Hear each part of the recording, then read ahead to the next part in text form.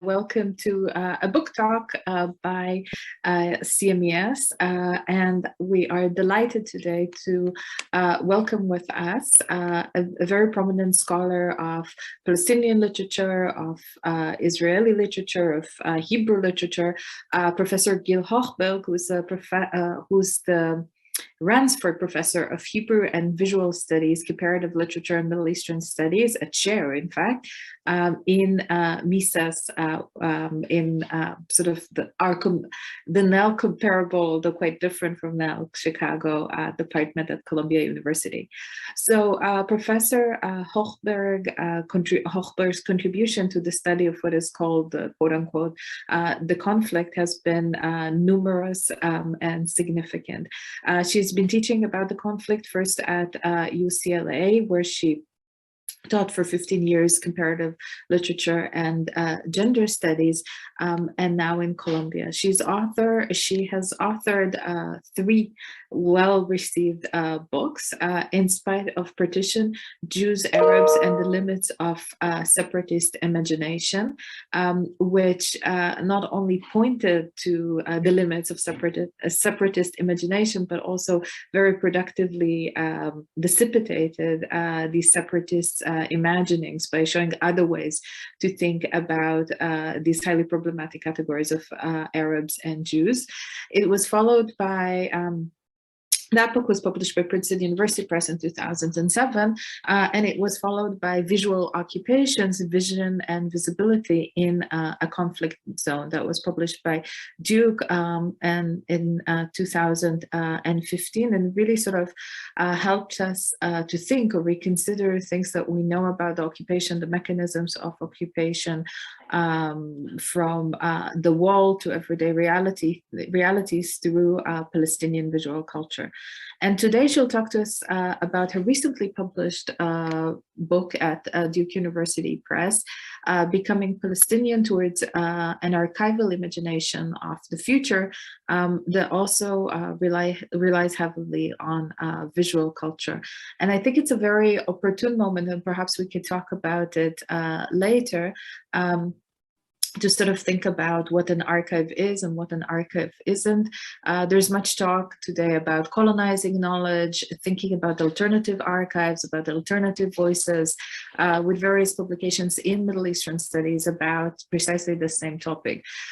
Recently followed the massacre of villagers in Tantura, in the Palestinian village of Tantura in 1948, there's been a new discussion about sort of what an archive is, who has the power to possess an archive, to construct an archive, and who doesn't. Who do we believe as historians, as citizens, and as activists?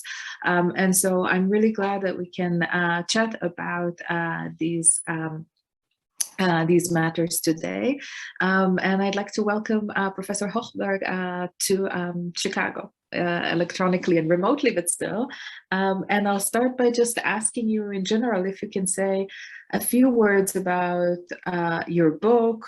What is it about? What inspired you to write it? And we'll take it from there. Thank you. Thank you, Orit, and thank you for all of you here in the audience. First, my gratitude to the Center of Middle Eastern Studies, to Orit Bashkin, whose work we all here obviously know and admire, and also to Tom Thomas, who has been tolerating my nagging throughout this process. So I would like to say that Becoming Palestine is a third book that I've written about Palestine. And I write in the book, which is a real story, that it was only when I finished the writing of this text that I realized that in many ways, really completely unintentionally, that I have sort of completed a somewhat of a trilogy, in the sense that my first book, which you've mentioned, Orit, was a book mostly about the past, or what I called at the time the past of the Arab Jew we were. It was in that sense, it was all of my works are centered on readings of text, so literature, film, art, but it was sort of held by the past in the sense that I would characterize the affect of that book as being primarily nostalgic and melancholic, because it was mostly a book about loss. The second book, I came to realize, again, only in retrospect, Visual Occupation, was very much a book that was focused on how does the present appear? How does it appear to us as a present? How do we come to see what it is that we call the Israeli-Palestinian conflict, the Israeli occupation, etc.? What are the mechanisms of surveillance? What are the mechanisms of vision blocking and enabling that make us conceive of this moment as our present? And when I finished writing Becoming Palestine, and really much after I already finished the introduction and the conclusion, when I was sitting to kind of reflect on the whole project, I realized that in many ways, whether surprising or not, this is a book about the future or about imagining a future. So that aspect of the book took me by surprise, but I think in a way it's not surprising, because I think Becoming Palestine, which is a book dedicated to close readings of art of various kinds, dance, film, essay film, literature, photography, is engaged with a whole set of artistic practices that seem to direct us towards the future. And I think the reason for that is primarily that there is a sort of what I call in the book archival fatigue. But I think what I mean by that in the broadest sense is that there is a kind of saturation of use of archive in the context of Palestine and Israel, use of the archive for finding out facts or information, or in broadening our understanding of the past. And I follow and bring these artists together in a way of suggesting that there might be other ways to create an archive, to activate an archive, and to move our thinking with and through archives, including the question of what is an archive, which I think is a very critical question that we do raised, in a way that is geared towards a future, and what it is that we can imagine as a possible outcome of our current present.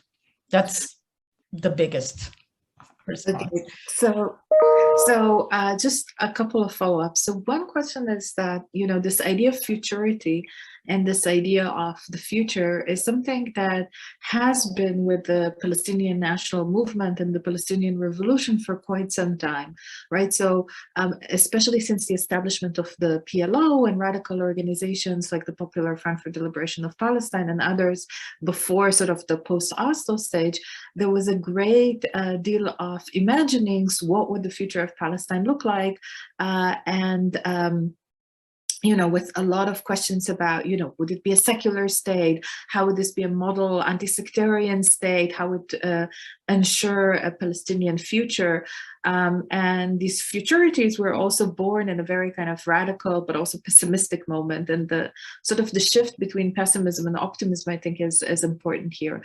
So I was wondering if you can talk about the present moment and what enabled the sort of the people that you study to imagine futurities in this particular moment. And the follow-up question is like, what does it mean to envision a future, you think, visually, as opposed to, the kind of textual imaginings from the declarations. There was also an important collection called the Auda, that was a bilingual collection that where authors imagined the future. So what does the visual language give? So again, like, how does what is it about the moment, its relation actually to the past, and what is it about the visual language? Right. Okay. Thank you. let me first start by saying that the radical kind of separation between, futurity and past-oriented projects, whether politically or academically, of course, are always artificial, as you just made clear, right? So I mentioned this because I have been asked, in fact, I've sort of asked many times by, I think, historians who may not be as sensitive as you are as readers, why I am dismissive of history, which of course I am not. And in fact, there is no futuristic possibility that doesn't think through history and with history. So I want to make that clear that when we say futuristic, even in the chapter that I talk about science fiction, the science fiction is always also, embedded in a relationship to present and past. So you're very right to say that that Palestine as an idea, as a future state, as a metaphor, depending on who you refer to, has always had futurity as its horizon or the future. So I would say that in Becoming Palestine, I want to emphasize a couple of things. One is that this becoming is not actually something that is a clear political map, right? It is actually a becoming, and because it is a becoming, it is a process. In fact, the book suggests that we are in the process, right? We are in a process, the outcome of which we do not know. So the outcome of Becoming Palestine is a process of imagination, not a political program. In that sense, maybe what I can make clear is that unlike any kind of proposal of state borders that will start here, etc. The book, my vision, I'm also, not a political scientist. I'm a humanities professor and proud of that, even though we are in a state of the crisis of the humanities, which we've always already been. But also the works that I'm looking at are not really envisioning a kind of a program for the future as much as they are committed to the idea of opening the present to multiple possibilities, sort of airing up the present, right? So airing up the present into what may become. You probably know that the text for me, Auda, is actually a text which I open with in the book, and so even in that text, in Auda, in the collection of stories, the kind of remarkable aspect of that for me was that a book that is, titled Auda and Return, and therefore, of course, is reflecting back on the idea of the return of Palestinian refugees, is in itself structured around an imaginary time in which that moment of return has already happened. Mm-hmm. And the question from that moment on is really about kind of a completely new futuristic space in which Palestine, Israel, Lebanon of today, Syria of today, what is left of it, are all reconfigured, right, in a spatial space that maybe is more akin to the past than it is to the future, right? Because we're talking about an open border, cross-state space. So in that sense, I would say that in terms of what is different at this moment, I do refer in the book to a certain generational shift. And I think there is a shift in mode of production for the artists that I discuss, in the sense that while there still is a very great importance to what Edward Said has called the right to narrate, and the commitment to making the case for Palestine heard and visible, there is also a sense among this young generation of artists, as I understand their different modes of operation, to move beyond the right to narrate towards what I called the right to imagination, or the right to imagine.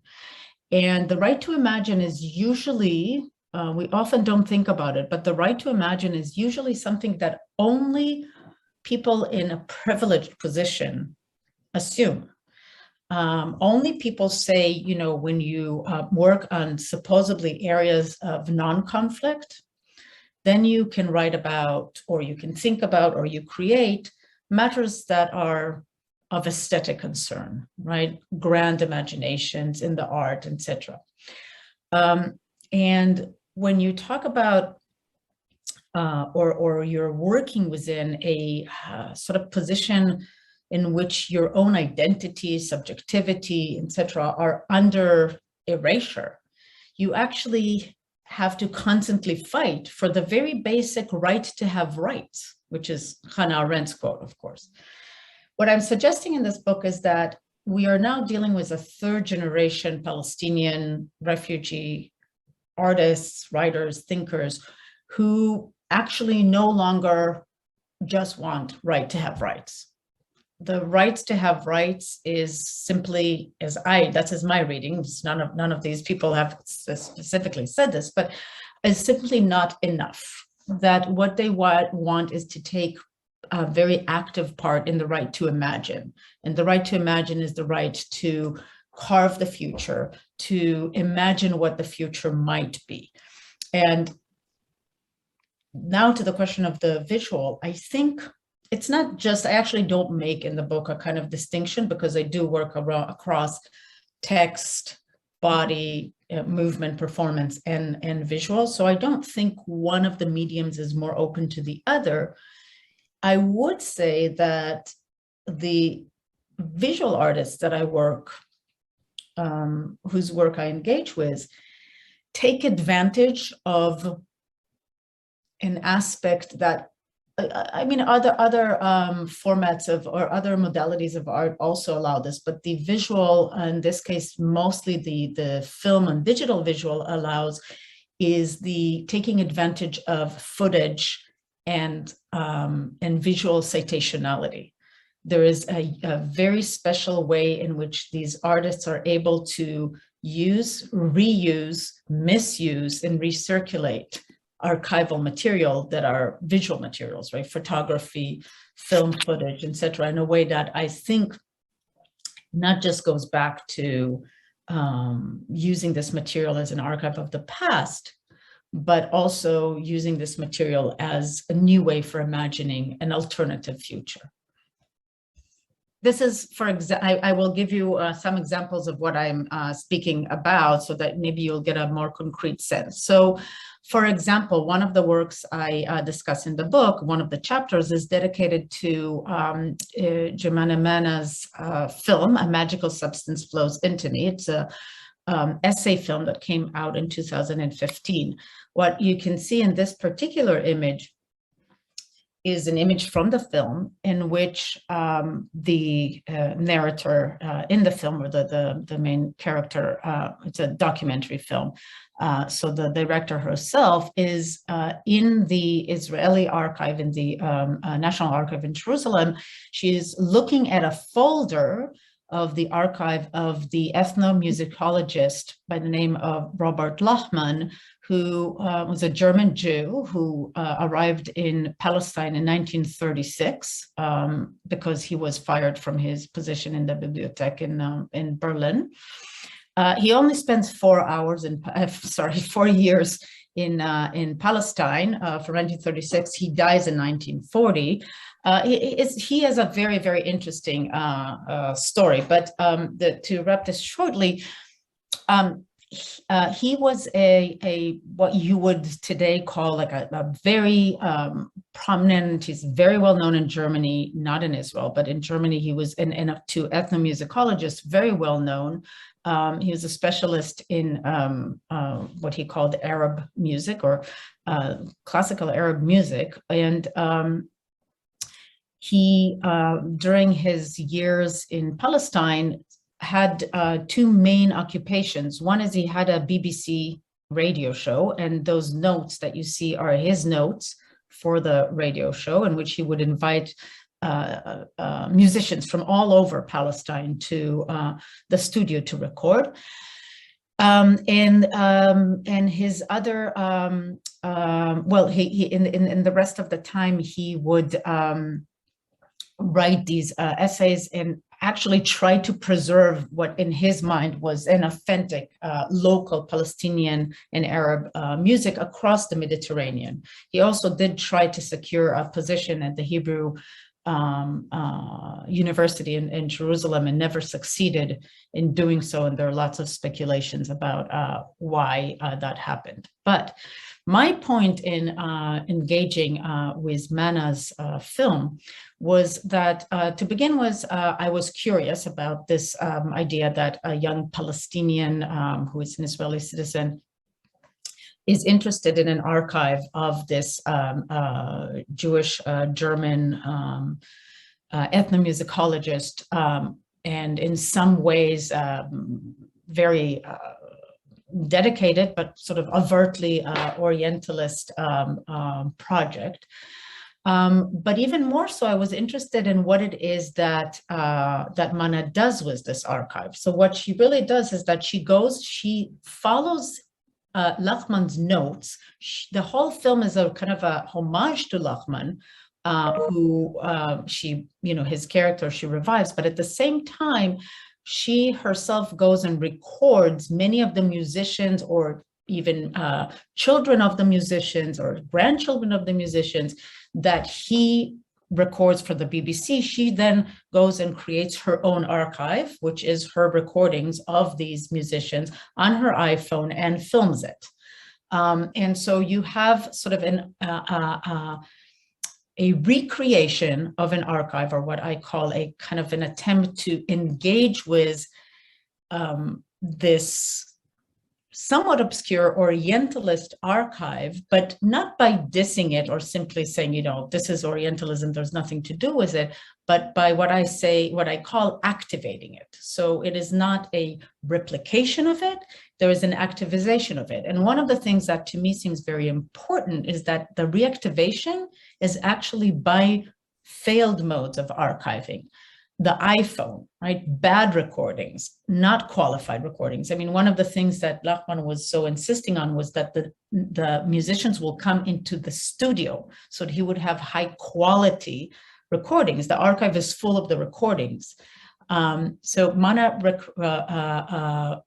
in her turn, creates a failed archive, so to speak, a copy of an archive, and in the same time also in this short film also is able to revisit what is her critical relationship to the archive. We can move to another slide.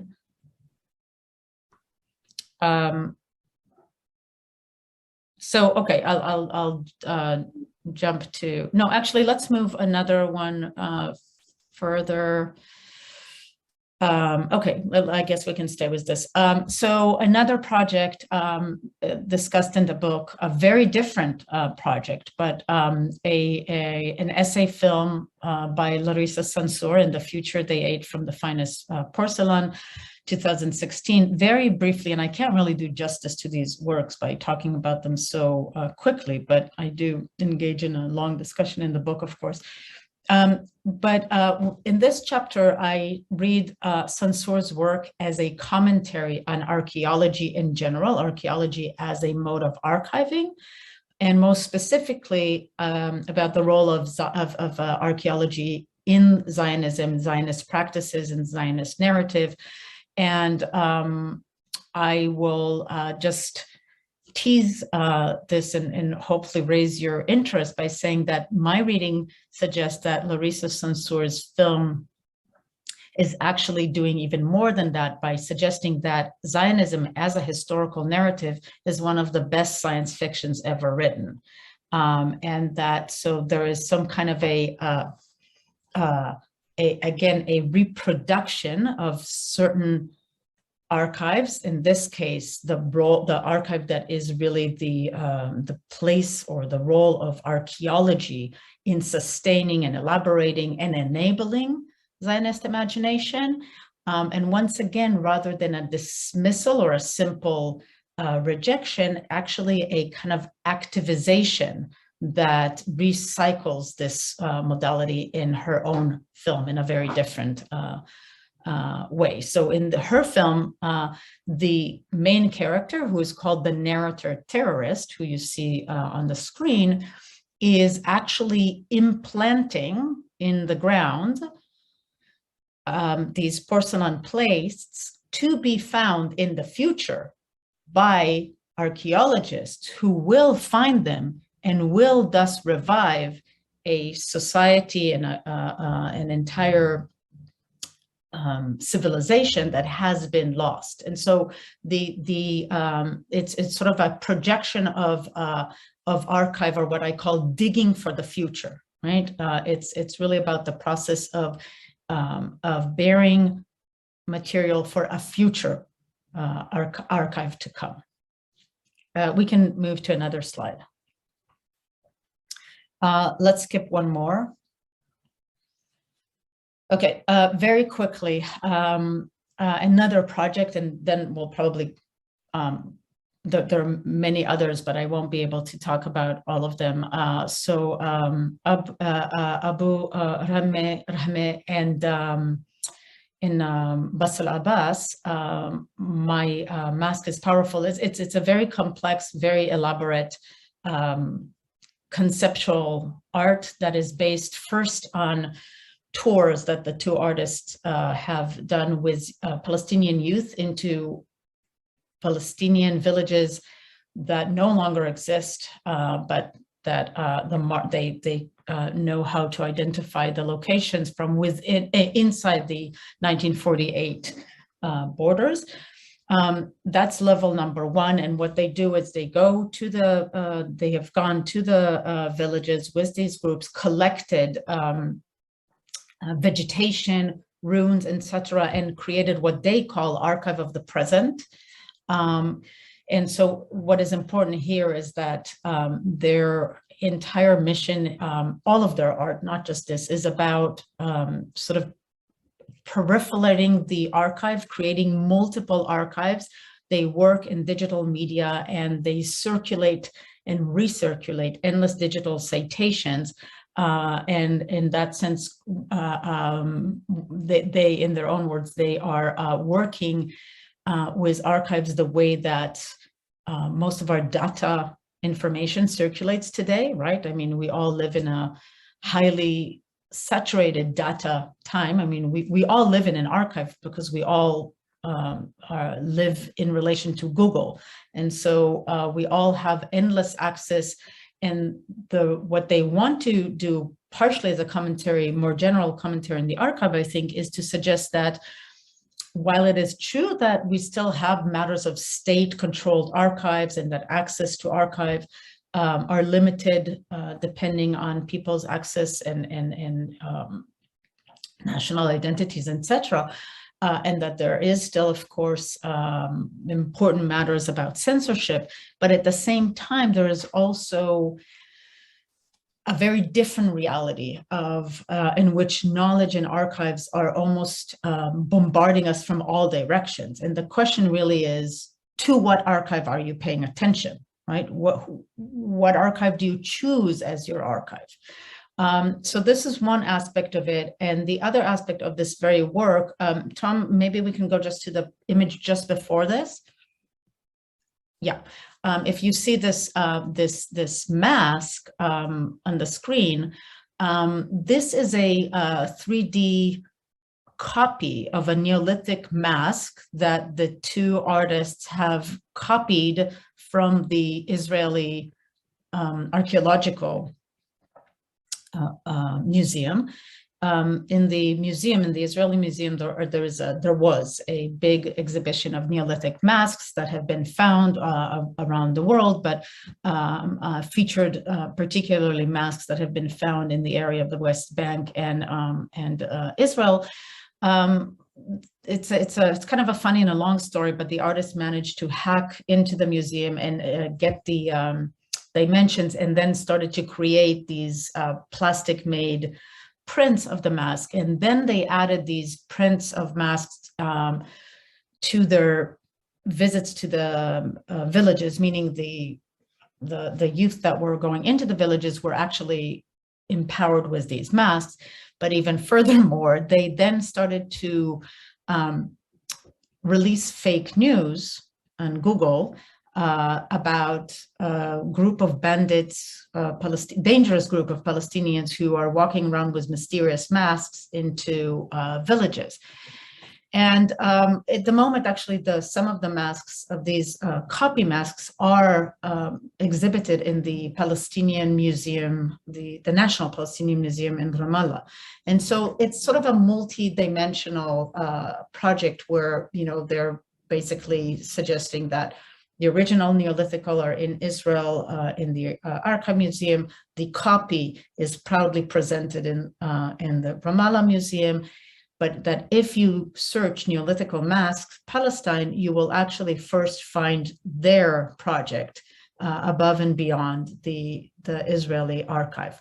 So the point of all of this, of course, beyond being a mischievous act, is also a commentary, at least that's how I read it, on archives, in the sense that much of what is considered an archive depends on how on technology and its modes of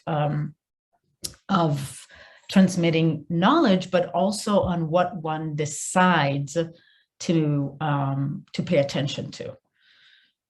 I think we'll stop with the examples now, perhaps, and I want to make sure there's enough time for conversation. So can I follow up with two questions? One that I wanted to ask before is sort of how you came to, define their archives, like archive of voice, archive of gesture. Was that kind of from your dialogue with their work, or sort of trying to conceptualize it on a more meta level? And the second question is about our own positionality. So as fabulous as our politics might be, like, we as women who were born in Israel and we're chatting about this book, have access to some real archives and some real materials that some of the artists that we talk about don't. So how did you sort of negotiate that that position with the archivists, if we can call them that way?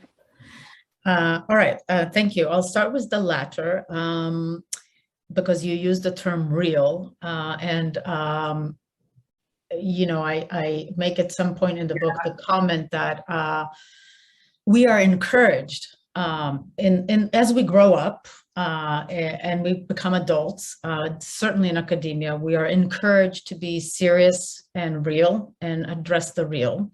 And we're encouraged to think of imagination and artistic practices as some kind of a, afternoon hobby.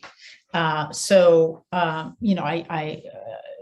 don't mean that you said that, but I have to use that to clarify that for me, this is the real, right? I mean, for me, these are simply better archives.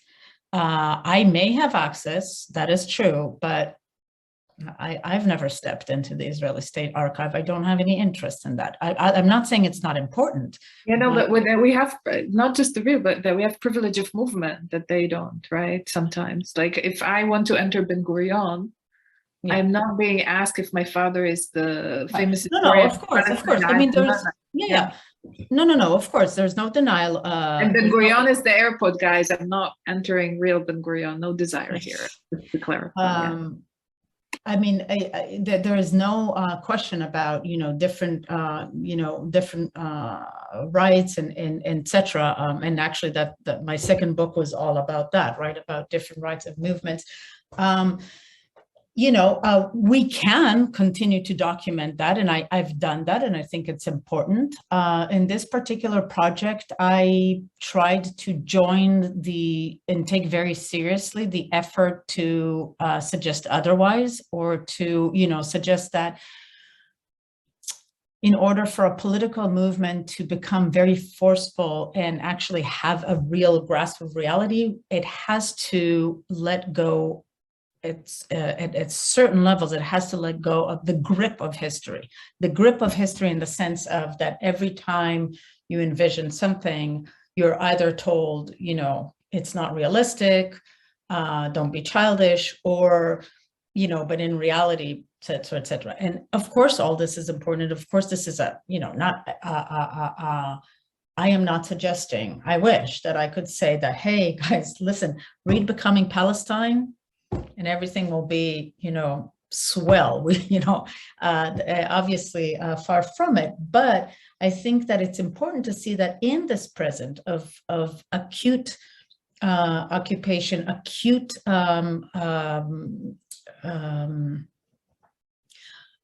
military occupation, hierarchies, inequality, even within this present, there is a living imagination that is a living, in this particular case, Palestinian artist imagination that is thriving. I think perhaps what really sort of pushed me to focus on this was that I felt that there has become a certain regime of talking, especially in academia, about the oppressed in general, but, you know, in the case of Palestine in particular. I think, you know, it started many long times ago, and very important, with very important works, Spivak's Can the Subaltern Speak, all the way to Agamben's Homo Sacer. And all of that is very important to realize that, you know, the complete inequality in access to rights, to the right to speak, to be able to be heard. The downside of it is that it's felt to me that at some point it has started to function as an oppressive regulating regime, in which if the oppressed is to speak, it ought to speak an unspeakable speech, and actually to only be allowed to speak as close to the Homo Sacer as possible. So that in the case of Palestine, if we are to find, you know, a true, real, authentic voice of Palestine or a Palestinian, it has to be a voice of oppression. It has to be a voice that will come from and sort of archive in its actual being that, or give evidence to that. To me, it seems like a very, very limited position of subjectivity, and definitely not one from which anybody can sort of imagine a future, right? I mean, so that's where I come from. It is absolutely not in denying, you know, where you and I have, you know, more rights than others, and where we have less rights simply because, as you said, before you said we're Israelis, you said we're women. So we always have to remember that, you know, there's, you know, it's basically the short answer once again goes to, this is a book about the right to imagine and the use of archives for and about the future, because at the end of the day, archives, and state archives in particularly, even when they're read against the grain or along the grain, they still tell us very limited narratives. And in those narratives, usually collectives and individuals are set in their place, right? So you will have the abuser and the victim, and it's very, very hard to get out of that place and generate anything new. Okay, so let's open it up for further questions, and if not, I'll continue asking, but I really hope other people have questions to have. And by the way, when I looked at the mask, I was also thinking that, you know, there's a sort of a conversation with a Palestinian mythical hero from the called Abu Jilda, which was kind of the Palestinian Robin Hood. So also covering and robbing have like this kind of imagining sort of a past that reminds us of, the Palestinian National Revolt of 36 and 39 and other moments that later on didn't enter the historiography. But yeah, if there are any more questions, please raise your hand. So, but if we can return also to this issue of how you decide on an archive, like what is an archive of gesture? How much of the archives are actually independent? Because you start with archives that actually reimagine and re-engage with Orientalism, that remap, that respond to Israeli discourses, and then they're kind of free entirely from the Israeli gaze, so to speak, which is also important. So, can you talk a little bit about the kinds of archives and the sort of the specter of the other archive, of the archives that were taken, of the, as you said, the archaeology and so forth? Right. Sure. So I guess in some ways, and I make it clear in the book, the book is my creation of an archive of sort, right? I mean, I see it, for me, the act of archiving, I'm trying to make it more as an act of curating, right? So the curator is the one who decides what artist will appear next to what and what will be the logic. And actually, the curator is the one telling the story of the exhibit. We often, think that we're just watching an exhibit, but we usually watch a curated exhibit. So we are actually directed in a certain way. So it didn't, again, it was a process for me. It's not that that some of these works are more directly and overtly engaged with the question of the archive, right? So what I was talking about, Jomana Mana's film, obviously, it is about her interaction with the archive in the Israeli archive and pulling out the archive, etc., and redoing it. And others are less so. So, for example, you were mentioning the gestures. So Saleh's dancing, which she calls, at some point in her work, she calls her whole dance practice as a archive of gestures, right? Is also an attempt to rethink what archives are. All of these works do that, but in very different ways. In that particular case, for example, the idea of the gesture, it really is about the fact that we tend to and still tend to privilege the textuality of archives, right? Rather than, and everything else is either part of a repertoire, but not part of an archive. And in Saleh's work, there is a very strong emphasis on what does it mean to take the body itself and body movement as an archive, and how that changes the way that we think about what can be included in, say, archival research, right? And you're right also that some of the works are more directly engaged with pre-existing archives, other Orientalist or cinematic representations, Israeli and American cinematic representations of Jaffa, and others are actually kind of, in the case of Saleh, for example, a reactivization of pre-existing Palestinian archive, right? So in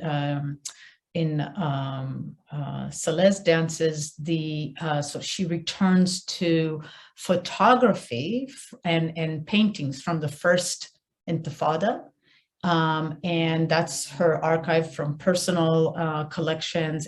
But she uses that to she restages the scenes that are frozen in the photo in dance, but she doesn't just sort of like bring that past archive to life by making it move. She also actually creates visible changes to that archive. So there's some scene in the book I write where the photograph she's working with is a photograph of, we might, Tom, do you mind looking, for example, at the PowerPoint, because it will just make it much clearer if we can. I think I have an image of, this is a different scene, but in this particular Cells of Illegal Education, or it's called CIE, there is a scene where Saleh returns to a photograph of six students who in the photograph, it says, we just had a class in the lab. This is during the first Intifada, which for those of you who don't know, the Israeli army prohibited, government, any education in the West Bank during this entire period of months, 4 months. So the universities were shut, the high schools were shut, even preschools were shut, because it was considered dangerous for congregating students together, because, you know, and so there were, when she talks about the illegal education, she's really referring to the act of resistance, which was to actually just continue to learn. So she looks at a photograph of these 6 students from Birzeit who just came out of a lab lesson. And the photograph, you see the 6 of them grinning, and it says, you know, we just had a lesson in the lab. And then she takes a new photo of it, and then of the 6 of her, she and her dancers, and they also start moving. But what you do see, of course, is that she also makes a gender change in it, because she replaces the all men students with women. And so at some point in the book, when I interview her, she said, it's not enough to return to archives. You need to return to archives to make the past better. And I thought it was brilliant, because it is the idea that you don't just need to remember. Sometimes remembering what, you know, wasn't good enough is not, you know, you don't have to just remember it and cherish it. You need to return to it, but then create an image of a better option. This would be the past as I would have liked to imagine it, as I would have liked to remember it. And I thought that was really, really beautiful. So those are the kinds of things I think that you can do when you think about the archive, not as a source that just generates facts, but as the beginning of a material that one acts on. But I wonder, with the Jafari image that you saw, just wonder if you could talk a little bit more about this. So he takes a film that is kind of iconic in Israel about the Mizrahi Jew that migrates from Morocco and is kind of very uncharacteristically misses the home that is not Israel, but actually the home overseas is Morocco, which is more traditional, which is respectful of the Sabbath. It's very sort of non-secular Israeli in the midst of Israeli pop culture. In a film that has become very popular and is conversation with a play and all that. And then planting his uncle there. So in terms of, and I think Jaffa is important also because, you know, the street names were changed. So the space went through, and you write about this sort of several changes to erase his past. So by planting the uncle there, so which audience does he talk to? I mean, you mentioned Lebanon, but is it also talking to an Israeli audience? Is it also, because what does it mean for people who can't read the sort of intricate references that Casablanca performs there? Right.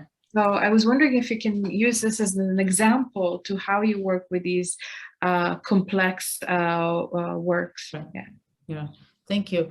Yeah, you know, I mean, I think that what I really appreciate about each one of these artists is that they respect each one of them separately in their own way. They respect their own experience and who they are to inform their archive, right? So I think that, you know, I haven't asked, for example, Jafari himself about this, but my sense is he really is not preoccupied with the question so much of who is going to understand his film or decipher it, and more was the fact that he grew up in Jaffa, in a city that was his but not his, in a city that he says, you know, he is a foreign in because it has changed so much, and because the entire oeuvre of representation of his own city is foreign. That he takes this archive because this is him, this is who he is, and he inserts his uncle in there because that is the him that is, or in his, he that doesn't just insert his uncle, by the way. He has he explained to me what he does exactly digitally, and I think I even write about it in the book, but I cannot repeat that, so don't ask me about the technique. But he does have, he also is able, in the earlier films that he does, he manages to find the Palestinian people who were actually shot by mistake, right? So like little figures in the background, and he's able to zoom in on those characters. In recollection, that was not enough for him. So just like Saleh returns to the archive and betters it, he betters the archive, right? So he inserts he inserts his relatives, he inserts neighbors, he inserts, whoever is cut out in the frame comes back. And he is able to do this, technically. But I think that, there is such a statement here that, this is a kind of conflictual and multi-layered archive that is the present, that is him, that is the reality, and that it does require, that's true, familiarity to appreciate. Although I would say that these artists also, in my mind, even if one doesn't really understand the process or really understands the whole layers of it, the art is so beautiful. If, and this is important because we didn't talk about this, if you like slow, they're very poetic and very slow. And I say this because I was very, very hurt and shocked when I first, now I got used to it, showed a few of these works in undergraduate classes, and I would turn back and see that everybody was sleeping. Wow. Yeah.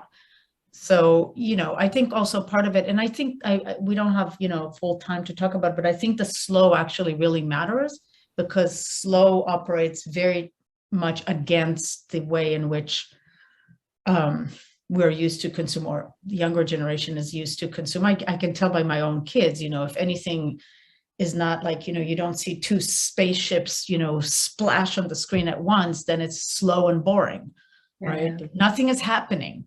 And so I think that, there is something also about the very meticulous, slow, way in which you have to be patient if you're going to imagine a future. Yeah, although I was thinking also that, this idea of insertion, it's, inserting voices that were lost, but there's also this practice of photobombing, right? That you undo representation of celebrities or things like that. And he's literally like photobombing the archive and the Israeli film industry. And it's a technique that people do, like, again, with their phones and sort of challenge narration, sort of official TV narration and so forth. So Gil, thank you so much for coming and talking to us about your book. And this has been a pleasure. I apologize again for the computer crashing 3 times. Thank you all very much for coming. Thank you all for coming. And I just want to say one thing, that all of the artists that I write about, almost all of them, if you do get the book or just look it up, they all have websites. So people always ask me, where do you see it? It's actually, that's the nice thing, that unlike the Israeli State Archive, they're actually accessible to all. So I really just want to give a shout to the artists and suggest that people engage with their work. Thank you. Yeah, and thank you all very much. And again, thank you, Gil. And I think Tom put also the information about the book for those who want to purchase it, for those who want to get a discount. So it's all in the chat. And thank you all for coming. Thank you, Away. Thank you all. Bye.